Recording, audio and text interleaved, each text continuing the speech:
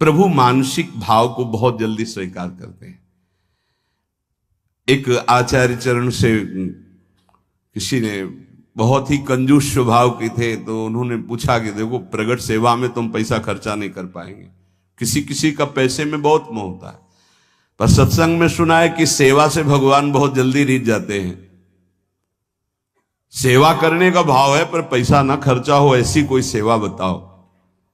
तो ऐसी सेवा तो मानसिक सेवा ही है। तो बोले तुम मानसिक सेवा शुरू करो, भाव में ऐसे प्रभु को देखो और उनको आप जितने पदार्थ चाहे वो पहनावें, जितनी सामग्री चाहे वो समर्पित करें, जितने भोग चाहे वो पवावें, ऐसा कर सकते हैं। उसको बहुत अच्छा लगा। कंजूस स्वभाव का था पर कहीं ना कहीं सत्संग से भाव आ गया था। वर्ष हो गए, प्रभु को भोग लगाता, प्रभु रोज नियम से, क्योंकि पैसा नहीं खर्चा होना। एक दिन क्या हुआ, दूध में चीनी थोड़ी ज्यादा हो गई तो उसको बड़ा कष्ट हुआ, और भावना में ही दूध में चीनी मिला रहा था, थोड़ी ज्यादा हो गई भावना में ही, कंजूस स्वभाव, तो बड़ा कष्ट हुआ। तो ठाकुर जी प्रकट हुए, एक थप्पड़ मारा और कहा इसमें पैसा लगता है क्या तुम्हारा? मानसिक सेवा का फल ये हुआ कि प्रगट में ठाकुर जी का वो गोपाल जी की सेवा कर, जैसी भावना की जाती वैसे हमारे गोपाल जी यार भाव रखते हैं, फिर दोस्त भाव रखते हैं। उनका सारे इसमें तेरी चीनी में पैसा लगा क्या, क्यों तू जलने लगा कि ज्यादा चीनी हो गई? एक भगवत साक्षात्कार हो गया, प्रभु ने स्पर्श कर लिया मानसिक सेवा से। मानसिक सेवा का बड़ा प्रभाव, प्रगट में भी उसका प्रभाव झलक जाता है। पूज्यपाद श्री रघुनाथ दास गोस्वामी राधा कुंड में, जिनकी समाधि विराजमान है, राधा कुंड में विराजमान थे। स्वास्थ्य गड़बड़ हुआ तो श्री वल्लभाचार्य जी के निज वैद्य गए। समस्त ब्रजवासी जन थे, बाबा सैया पे पड़े हुए थे, बड़ा कष्ट था शरीर में। बड़े बड़े महापुरुषों को कष्ट शारीरिक देखे गए, वो क्या लीला है ठाकुर जी जाने।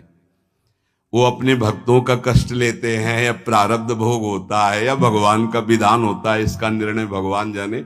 निर्णय नहीं किया जा सकता, क्योंकि अगर प्रारब्ध की तरफ देखें तो जब भगवान को समर्पित हो गए तो संचित प्रारब्ध और क्रियमाण इतने बलवान नहीं होते कि भगवान के भक्त को पीड़ा पहुंचा सके। ये भी सिद्धांत समझ में नहीं आता। भगवान अपने भक्त को कष्ट देते हैं, ये भी सिद्धांत समझ में नहीं आता, क्योंकि इतने वात्सल्य समुद्र हैं, वो जन को सुख देते हैं, कष्ट क्यों देंगे? अब वो भक्तों का अपने कष्ट ले लेते हैं, ये थोड़ा समझ में आता है कि जो सिद्ध महापुरुष होते हैं वो अपने निज जनों को स्वस्थ और सुखपूर्वक भजन में लगे रहे, इसलिए वो ऐसा। क्योंकि हमें यह समझ में नहीं आता कि इनका कोई प्रारब्ध होगा, क्योंकि वो प्रारब्ध भस्म करने की सामर्थ्य वाले महापुरुषों के शरीरों को कोई प्रारब्ध दंड दे सके, ऐसा समझ में नहीं आता। भगवान को जो समर्पित हो गया, पीछे एक बार सत्संग में ध्यान कीजिए, सुनाया गया था कि नाम जापक में इतनी अपार सामर्थ्य है, वो प्रारब्ध को भस्म कर देता है। प्रारब्ध स्वतः ही नष्ट हो जाता है। कोई बहुत प्रबल प्रारब्ध हुआ तो वो भी उनकी अनुमति से उनके पास आता है, वो स्वीकार करना चाहे तो आएगा, अन्यथा वो भी भस्म हो जाएगा। बड़े बड़े महापुरुषों के जीवन में कष्ट, थोड़ा भेद खुलता है भाई जी के पावन चरित्र को पढ़ के, कि जब भाई जी को बहुत पीड़ा गुदाद्वार में और बार बार ऑपरेशन, फिर भी ठीक नहीं और भर्ती, तो बाबा को बड़ी पीड़ा हुई कि ऐसा क्या प्रारब्ध भाई जी का।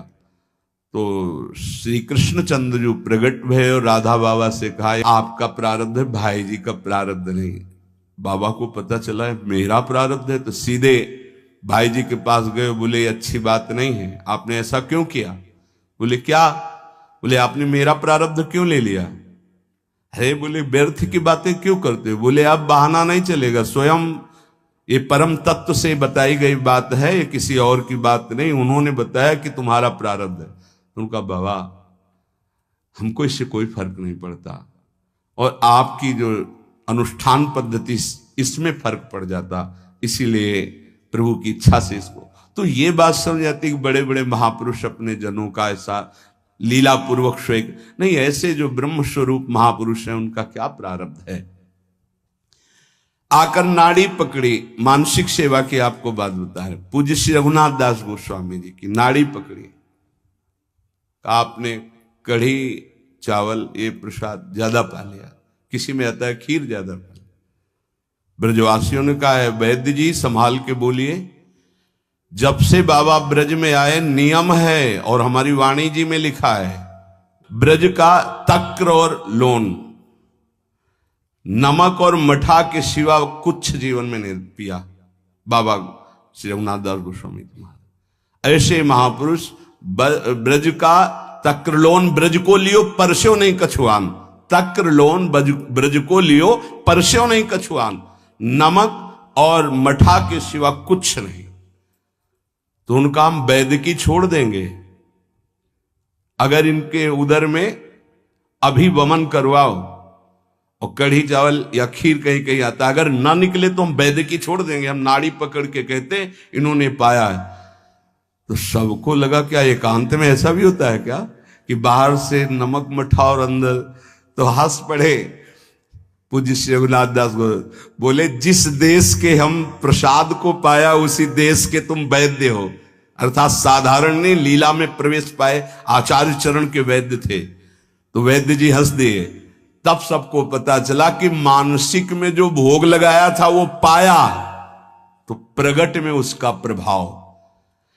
अगर हम थोड़ा भी मानसिक भाव अपने ठाकुर जी के समीप करने लगे तो बहुत जल्दी लाभ प्राप्त हो जाए। 5 मिनट का है, जो नित्य सेवा में लगे उनका तो मानसिक भाव बनता ही है, उनको बनाने की जरूरत नहीं, अपने आप बनेगा, प्रगट सेवा का प्रभाव है। तो जैसे आप लोग घर गृहस्थी में हैं तो 5 मिनट 10 मिनट बैठ करके थोड़ा भोग लगाना सीखे, मानसिक भोग लगाना सीखे, मानसिक सेवा करना सीखे। जैसे मानसिक भोग लगाने में है, आप ऐसे भावना कीजिए सामने प्रिया प्रीतम विराजमान है, सुंदर चौकी जो चांदी के कवर से मड़ी हुई, पैसा लगेगा क्या, चांदी के कवर से मड़ी, सोने की बड़ी थाल है, छोटी छोटी कटोरियों, एक में कढ़ी, एक में ये अमुक अमुक, जितने पदार्थ चाहो ध्यान कर करके, इसमें गुजिया, ये गुलाब जामुन, ये सब पदार्थ, और फिर अपने हाथ से पवारे, प्रियाजू को पवारे, फिर लालजू को पवारे। जब लालजू की तरफ कर रहे तो हमारा हाथ पकड़ के प्रियाजू की तरफ, वो उनकी तरफ, प्रेम का ऐसा खूब आनंद लूटो। 5 मिनट अगर शुरू कर दोगे तो जन्म जन्मांतरों की मलिनता नष्ट हो जाएगी। पर ये मानसिक सेवा अपवित्र हृदय से नहीं हो सकती, ध्यान रखना। तुमको सूक्ष्म बात बता रहे हैं, अगर आप अपवित्र हृदय वाले हो तो तत्काल आपके मानसिक में ही मन गंदी बातें फेंक देगा, इष्ट के प्रति फेंक देगा। आप घबरा मत जाना। ये कई प्रश्न ऐसे एकांत में किए गए, इसलिए बहुत सावधान। अपवित्र हृदय होने के कारण जब आप श्यामा श्याम को मानसिक सेवा, तो वो गंदी बात फेंकेगा, बिल्कुल घबराना नहीं, हो गंदगी निकल, वो भले श्यामा श्याम के प्रति ही फेंके, आप डरना नहीं कि अरे अब तो हमको नरक मिलेगा, मैं बहुत पापी हूं, कुछ नहीं। ये गंदगी की एक वृत्ति है जो निकल रही है बाहर, आप अपने निष्ठा में बिल्कुल रहें, वो आप नहीं है, वो गंदगी है जो अंदर भरी हुई है। इस बात को बैठा लोगे तो विचलित नहीं होगे, नहीं बहुत से विचलित हो जाते हैं। एक ने कहा कि मैं विश्व का सबसे बड़ा पापी हूं, बड़ा पवित्र हृदय वाला है, मैं बहुत पापी हूं, मैं प्रिया प्रीतम को जब सेवा में तो मेरा मन ऐसा ऐसा, तो उनका कोई बात नहीं। अरे ये मन गंदा है तो जहां जाएगा वहां दुर्गंध है, तो आप अच्छी जगह जाओगे तो दुर्गंध ही वो फैलाएगा। ये दुर्गंधी युक्त मन की वृत्तियां हैं, घबराने की जरूरत नहीं है। आप जब भजन में बैठेंगे, मानसिक सेवा में बैठेंगे, बिल्कुल खुली बात सुन लीजिए, ये गुरुदेव पर, इष्ट देव पर सीधे गंदगी फेंकेगा, आपको बिल्कुल घबराना नहीं, कोई अपराध नहीं, कोई पाप नहीं। आप अपनी सेवा में, बहुत गंदा है ये, आप भोग लगाओगे वहीं वो गंदी बात रखेगा, वहीं गंदगी फैला देगा, वो भोग लगाने ही नहीं देगा। आप देखना, अगर आपका हृदय मलिन है, अभी पवित्र नहीं हुआ, तो ये उपद्रव रच देगा। आपको बिल्कुल नहीं घबराना, बार बार शांत होना है, आपको बार बार वही अपनी चेष्टा करनी, मैं भोग लगा रहा हूं प्रिया प्रीतम। नाम जब और वाणी गायन से हृदय बहुत जल्दी पवित्र होता है। अगर आपका आहार अशुद्ध है, गंदा भोजन, गंदा पेय, गंदा संग, गंदे आचरण, तो आप कर ही नहीं सकते, 5 मिनट नहीं कर सकते। ध्यान रखना, पहले आहार अपना शुद्ध कर लो। ये गंदे पेय जैसे शराब आदि है, मांस आदि है, ये सब गंदे हैं, इनको खाने से हृदय मलिन हो जाता है। एक बार कदम गंदगी से निकाल दिए तो दोबारा भाइयों मत रखना, क्योंकि ये जीवन बड़ा अमूल्य है। हृदय गंदा हुआ तो एक बार चढ़कर परमार्थ की तरफ से उतरने पर दोबारा चढ़ने का रास्ता ये माया नहीं देती। बहुत सावधान।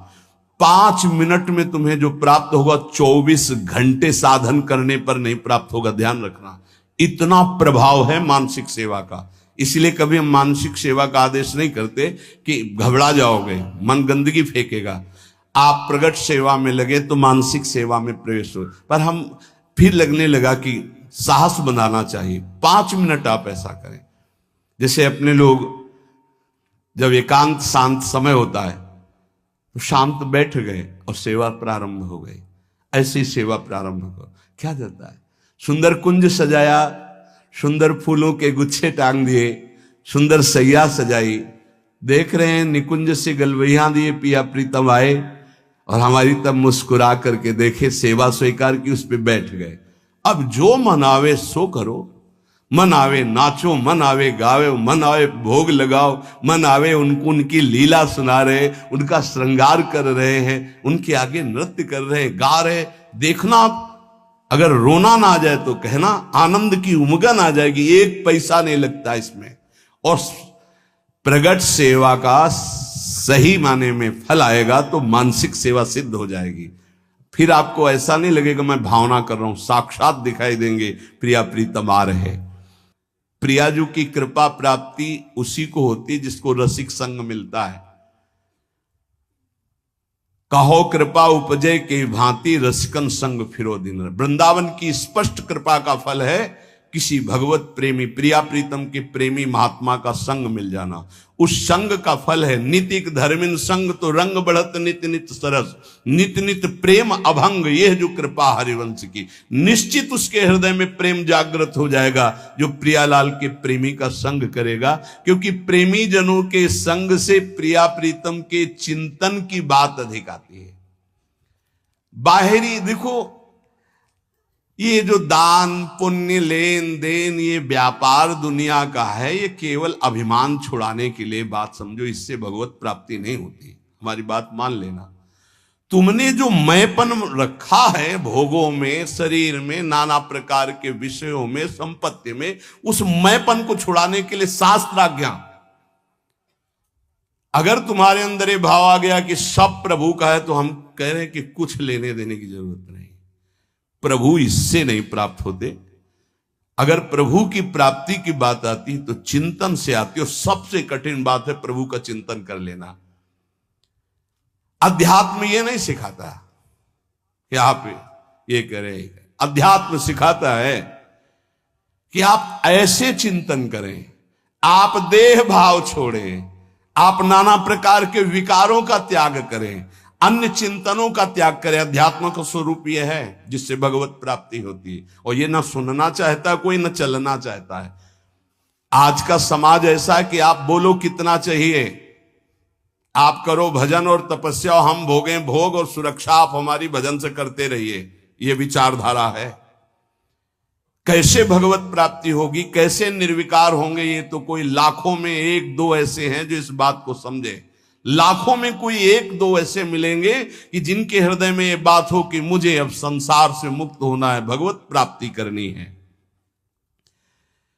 इस जगत का शरीर का चिंतन छूट जाए और श्यामा श्याम का केवल चिंतन रह जाए, यही नाम है भक्ति, यही नाम है प्रेम लक्षणा भक्ति का। आपका चिंतन केवल प्रियालाल का ही हो, नाम का, रूप का, लीला का, धाम का। और ये तभी हो सकता है जब ये बातें आपके जीवन में हो। गुरु का अंग,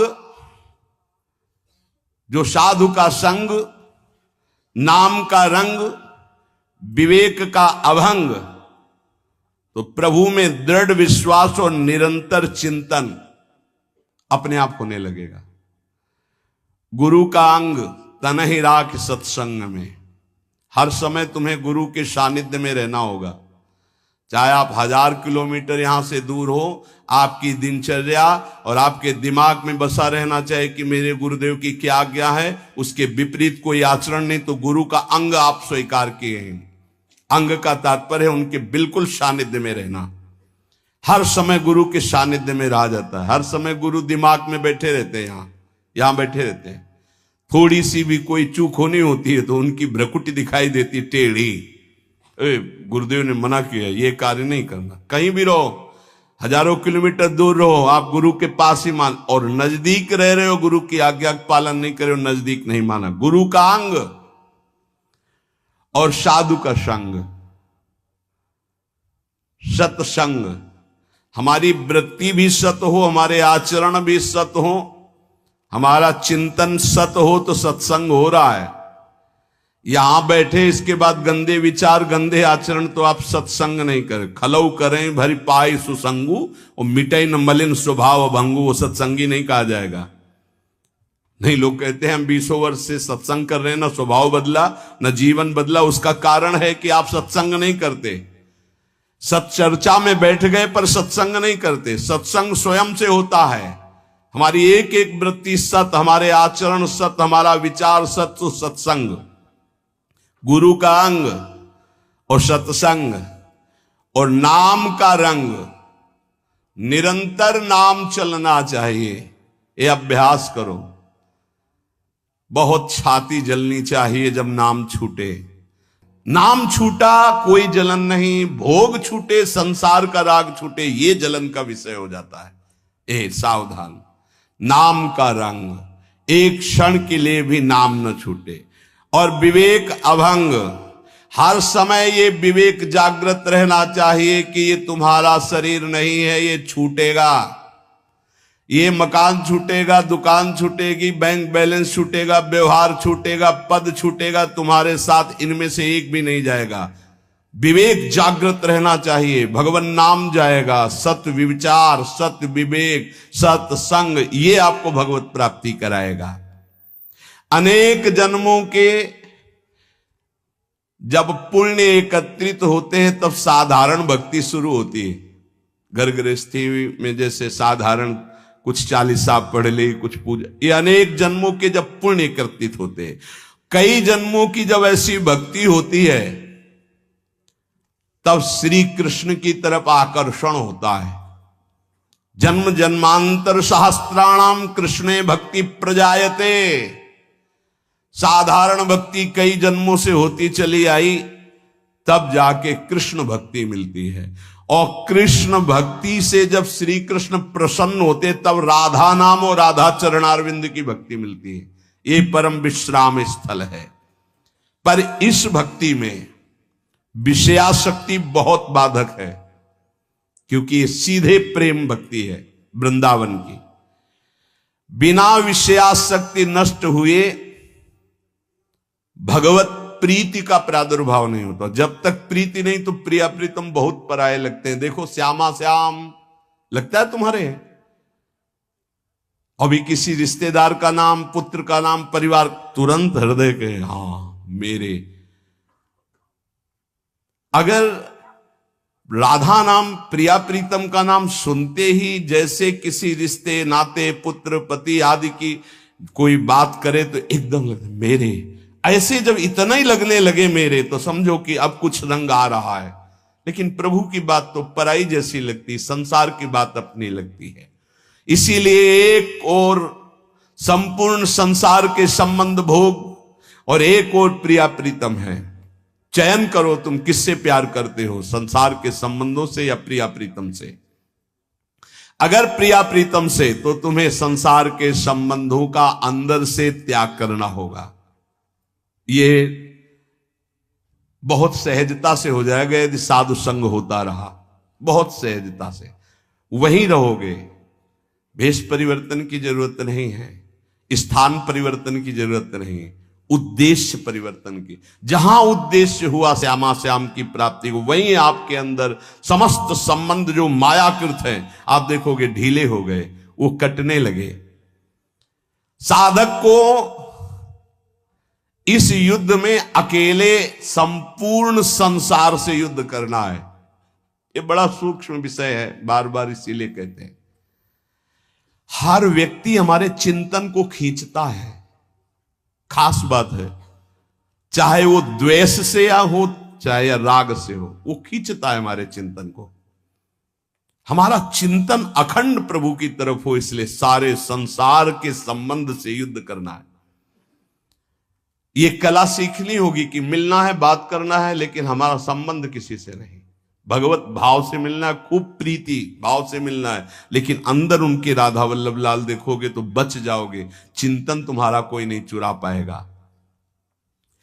आरंभ में साधक को बहुत दुखद महसूस होता है सांसारिक संबंधों का त्याग करना, परंतु बाद में वो नाच पड़ता है कि भगवान ने मुझे मोह जाल से छुटा दिया। ये मोह केवल बातें करने से नहीं जाएगा। आजकल बातें करने वाले लोग बहुत मिल रहे हैं। पूज्यपाद बाबा कह रहे हैं, जिसको देखो ज्ञान की बातें कर रहा है, लेकिन मोह का त्याग करके ज्ञान में स्थित होना या भक्ति में स्थित होना केवल भजन से होगा, केवल भजन से। जितना भजन करोगे उतना ही बात बनेगी। बारी मथे घृत होए बरु सिकता ते बरु तेल, बिनु हरि भजन न भवतरी या सिद्धांत पेल। भजन का जिसके जीवन में 4 बातें हैं उसका पूरा भजन होगा, सही भजन होगा। पहला, भगवान के नाम का निरंतर जप करने का अभ्यास। दूसरा, भगवान के प्रेमी जनों के चरित्रों का चिंतन करना। बहुत जल्दी भक्ति पुष्ट होती है भक्तों से। हरिको निज यस ते अधिक भक्तन यस पर प्यार। अगर रोज भक्त नामावली का आप पाठ करेंगे तो आपकी भक्ति बहुत पुष्ट हो जाएगी। भक्तन की नामावली जो करी है चित लाए, ताकि भक्ति बढ़े घनी और हरि होए सहाय। और सबसे बड़े विघ्न विनाशक भक्तों के नाम कीर्तन है। कई बार कहा है, यदि आप अपने घर से कहीं यात्रा करें तो पहले 5 भक्तों का तो स्मरण कर ही लें, कभी विघ्न नहीं पड़ेगा। लिख लो कागज में, कभी विघ्न नहीं पड़ेगा। भक्ति भक्त भगवंत गुरु चतुर नाम बपु एक, इनके पद बंधन के नासत विघ्न अनेक। पहले धैर्य रखो। जब आप वाहन पे बैठने जा रहे हो घर से बाहर, तो पहले 5 भक्तों, किसी 5 भक्त का स्मरण कर लो, कुछ याद कर लो भक्तों के नाम। ये जीवन की बहुत अमूल्य धन है। 5 भक्त, प्रहलाद नारद पराशर पुंडरीक व्यास अम्बरीश सुख सौनक भीष्म दाल ध्यान रुक्मांगद अर्जुन वशिष्ठ विभीषण आदि। ऐसे तुम्हें याद नहीं है तो ऐसे नागरी दास जी की जय, हरिवंश महाप्रभु की जय, स्वामी हरिदास जी की जय, बिहारिन देव जी की जय, सेवक जी महाराज की जय, ध्रुवदास जी की जय, वृंदावन दास जी की। जो भक्त याद आवे 5 भक्तों का याद। भक्त नामावली जो रोज पाठ करता है उसके हृदय में घनीभूत भक्ति, ठोस भक्ति, जिसमें कोई विकार ना प्रवेश कर पावे, क्या जाता है। हमें लगता है अगर ध्रुवदास जी कृत 42 लीला में जो भक्त नामावली सब महान भक्तों के नाम है 30 मिनट में हो जाएगी, जल्दी से करोगे तो। 7-8 मिनट में श्री भगवत रसिक जी द्वारा की हुई भक्त नामावली हो जाती है अगर रफ्तार से करो। हम सो इन साधुन सो। तो हमें जीवन जब भक्ति में बनाना है तो पहला नाम जब प्रभु का, दूसरा भक्तों के चरित्र, भक्तों के नाम। हरि को निज यस्ते अधिक भक्तन यस पर प्यार। ये बात समझ लीजिए। कुछ भक्तों की नामावली सबको रोज करनी चाहिए। अपने यहां भगवत कृपा से श्रृंगार के बाद रोज होती भक्त नामावली, सबको करना चाहिए। अगर बड़ी नामावली करनी हो तो ध्रुवदास जी का, छोटी नामावली तो भगवत रसिक जी ने 7-8 मिनट में हो जाती है। तीसरा, अपने आराध्य देव को ध्यान में रखते हुए चलना फिरना, उठना बैठना। ये जो बिहारी जी का रूप है, जो राधा वल्लभ जी का रूप है, राधा रमन जी का रूप है, ये किसी मूर्तिकार ने नहीं बनाया, स्वयं प्रभु प्रकट हुए हैं प्रिया प्रीतम से। बार बार आदेश भी आचार्य चरण कहते, राधा वल्लभ लाल को हृदय ध्यान मुख नाम। तो ये छवि विराजमान कर लो अपने मानस पटल पर। राधा वल्लभ जी को बार बार देखो और फिर वो आप मानस पटल पे विराजमान करो। तीसरा, अपने इष्ट का ध्यान करने का अभ्यास। और चौथा, जो आपने उपदेश सुने हैं वैसे चलने के बाद सच्ची मानिए, थोड़ी देर आपको बुरा लगेगा, जो मन है वो आपका बुरा महसूस करेगा संतों की बात को, पर यदि आप मान जाओगे तो प्यारे निहाल हो जाओगे। बिल्कुल आपके ही लिए केवल बात होती है, केवल आपके लिए होती है। उस समय आपको जरूरी लगता है कि हमारे मनोवृत्ति में बाधा क्यों पहुंचा रहे हैं, हम जैसा चाहें वैसा कर सकते, नहीं कर सकते। तुम जैसा चाहो वैसा कोई नहीं कर सकता, क्योंकि सब स्वतंत्र नहीं है, ईश्वर है, सबके ऊपर ईश्वर। फिर आप तो गुरु को बिके हुए हो। अगर आप भगवत चरणारविंद के शरणागत तो आप बिके हुए हो, आपका अधिकार का है। आपको कहा जाए खड़े रहो, यही तो वही खड़े रहो, तब आपकी शोभा है। अरे क्यों खड़े रहे, हम चले गए, ये आपकी शोभा, ये समर्पण की शोभा नहीं। समर्पण की शोभा तो वही है कि जो आदेश किया जाए उससे। चौथी बात है, जो शास्त्र आज्ञा, गुरु आज्ञा, संत आज्ञा हुई उसके अनुसार जीवन चलावे। प्रभु से मन जोड़ना है और संसार शरीर से मन को हटाना है। वो बड़े भाग्यशाली जन हैं जो विषयों से मन को हटाकर प्रभु में जोड़ते हैं। बड़े कृपालु प्रभु हैं। देखो, ज्यादा हट करोगे कि हमें भोग चाहिए तो हरि गुरु दे देंगे, हमारी बात मानना। वो ये कहते जाएंगे कि ये जहर है, इसे मत खाओ, पर ज्यादा आप कहोगे तो हरि प्रसाद कुछ दुर्लभ नहीं, वो इसलिए दे देंगे कि एक बार देखो तुम संसार के अभी थपेड़े खाओ, फिर तुम्हें पता चलेगा। जब तुम कहोगे नहीं चाहिए तो 1 सेकंड में ऊंचाई पर वो बैठाल देंगे। अगर पहले ही उनकी सलाह मान लो तो तुमको थपेड़े नहीं खाना पड़ेगा, जलना नहीं पड़ेगा, निकल जाओगे। मनुष्य जन्म का महान कर्तव्य निरंतर भगवत चिंतन करते हुए भगवत प्राप्ति कर लेना है। जो भजन मार्ग में चल रहे हैं उनको ये बात ध्यान रखनी चाहिए कि जैसे संपूर्ण नदियां समुद्र में स्वयं आकर मिलती है, ऐसे रिद्धियां, सिद्धियां, मोक्ष जो चाहोगे वो सब अनायास मिल जाएगा आपको। ऐसा न समझो कि भजन करने वालों को केवल दुख ही मिलता है। जैसी द्वारिकापुरी वैसी सुदामापुरी। भजन करने में थोड़े दिन पाप नष्ट करने के लिए जलना पड़ता है, फिर तो महान आनंद है। जैसे संपूर्ण नदियां बिना इच्छा के समुद्र के पास जा रहे हैं, ऐसे बिना इच्छा के संपूर्ण वैभव, रिद्धियां, सिद्धियां सब आ जाएंगी। आप भजन को न छोड़ें। जैसे गंगा जी में मिलकर के सब कुछ गंगाजल हो जाता है, ऐसे ही आपका सब कुछ मन, बुद्धि, देह, चित्त सब भगवत स्वरूप हो जाएगा। जिस समय भगवत चिंतन करते करते तदाकार वृत्ति हुई, शरीर भी परिवर्तित हो जाता है। देखो, दूसरा शरीरधारी कीड़ा दूसरी जाति का दूसरे शरीर का लाके भृंगी अपने घरौंदे में पैक करता है और उसको ऐसे डंक मारता है और वो उसका भयवश चिंतन करते करते उसी शरीर से भृंगी कीड़ा बन जाता है। तो तुम प्रेम से चिंतन करते करते अगर भगवदाकार हो गए तो तुम्हारा देह भी ब्रह्म स्वरूप हो जाता है। जो भगवत प्रेमी महात्मा है उनका शरीर चिदानंद में होता है, 5 भौतिक भाव खत्म हो जाता है, उनका शरीर भी ब्रह्म स्वरूप हो जाता है। ये बात श्रद्धाहीन तर्कवादियों को समझ में नहीं आएगी, ये श्रद्धावान को समझ में आएगी कि शरीर भी ब्रह्म रूप हो जाता है। अतः निरंतर नाम जप के अभ्यास बल से राग द्वेष रहित होकर के विधि निषेध रूपी भवसागर से पार हो जाओ। लोग पूछते हैं कि हमें भगवान कैसे मिलेंगे, हम पूछते हैं कि ईमानदारी से भगवान को चाहते हो तुम कि मिलना।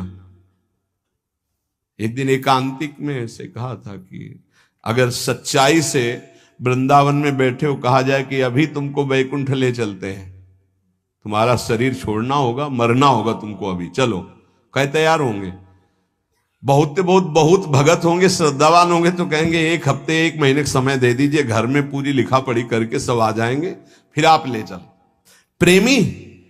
प्रेमी तो मरकर भगवत मार्ग में चलता है, उसका किसी से कोई आंतरिक राग नहीं होता। बाबा कह रहे कौन चाहता है भगवान से मिलने की, जिसके अंदर चाहत पैदा हो गई उसको ये 5 चीजें अच्छी नहीं लगती। विषय भोग, निद्रा, हंसी, जगत प्रीति बहुबात। अगर ये अच्छा लग रहा है तो नाटक कर रहे हो, मिलने की चाह पैदा नहीं हुई है। ये चार बातें बड़े पुण्य से किसी महान हृदय में जागृत होती है। भगवत भक्तों का भगवान से भी बढ़कर आदर करना और सब साधनों से श्रेष्ठ भगवान नाम में दृढ़ विश्वास प्रीति हो जाना। दूसरा, सबसे पहला है भगवत भक्तों में मोते अधिक संत कर लेखा। भगवान के सातों सब मुहिमे जग देखा, मोते अधिक संत जाने संत अनंत समाना। भगवान नाम के बराबर कोई साधन नहीं, ये दूसरा। भगवत सेवा के बराबर कोई सिद्धि नहीं, तीसरा।